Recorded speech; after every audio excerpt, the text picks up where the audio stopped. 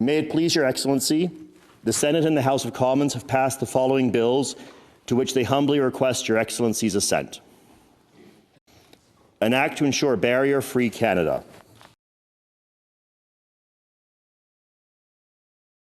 I was a human rights lawyer before I got into politics and became really frustrated by having to wait until people were discriminated against before we could help them.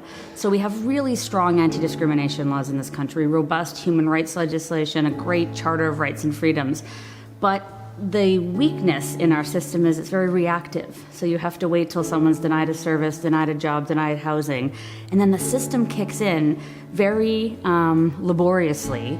And at the end of it all, you find out, yes, you shouldn't have been denied that job, you shouldn't have been denied that housing because of your disability or some other characteristic. And so we kind of within the disability community have, called on for some time a law that would proactively identify and remove barriers so that people wouldn't have to wait for the anti-discrimination or the human rights law to kick in. And that's exactly what we were trying to, and I think we've achieved with C81. We went really deep, I'd say, over the first year in terms of talking to people, talking to experts, talking to community organizations and people with disabilities to really get a sense of the landscape and of the challenges, and then quickly had to switch gears into, okay, so what are the options then to address some of these issues?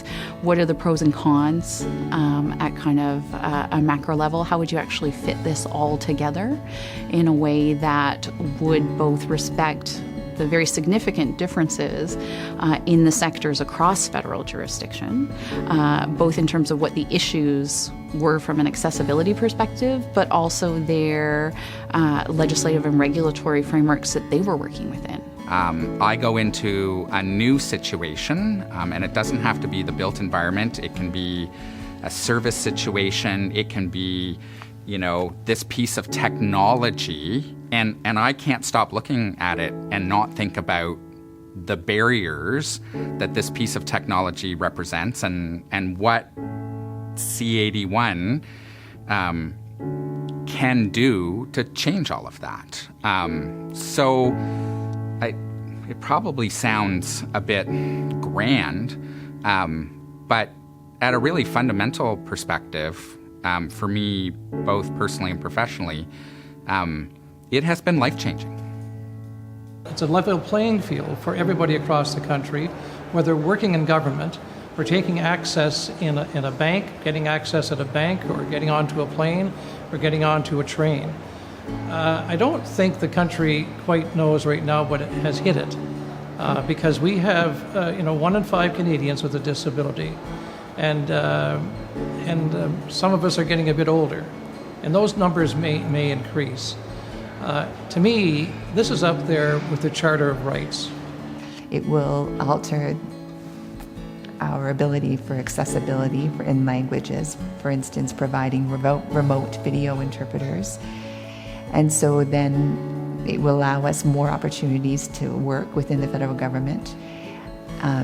Any services that are provided, you could have an app for VRI, and so I could look at that app and then have a live interpreter there right away, and I could communicate with anyone at any service desk or anyone who was wanting to work with us. So that means it eliminates communication barriers and opportunities for employment for deaf individuals, building resources and capacities for sign language interpreters, and that enhances accessibility for us. And finally, translation from English and French text to ASL and LSQ, and then that'll enable us to access information in our language. So accessibility and language are the two fundamental issues within Bill C81 that will advance the human rights for deaf Canadians.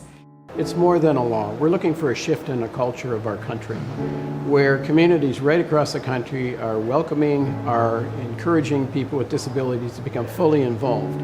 And when that happens, we benefit greatly from the increased brain power of people being involved, people with disabilities, people joining the workforce. So we have a shortage of workers, we have more people working. People are drawing less on welfare and contributing to the tax base. So we believe that this shift will be of benefit to all Canadians. As someone with a disability, kind of we are told our whole lives, you know, that we just don't quite fit into the way things are done, you know, and you're born into a world that isn't built for you and where your needs aren't taken into consideration. That's all changing, right? That's what this is doing. And it gives people hope, and it gives people rights of full citizenship and everything that comes with that, including responsibilities. But this is game changing for 23% of our population.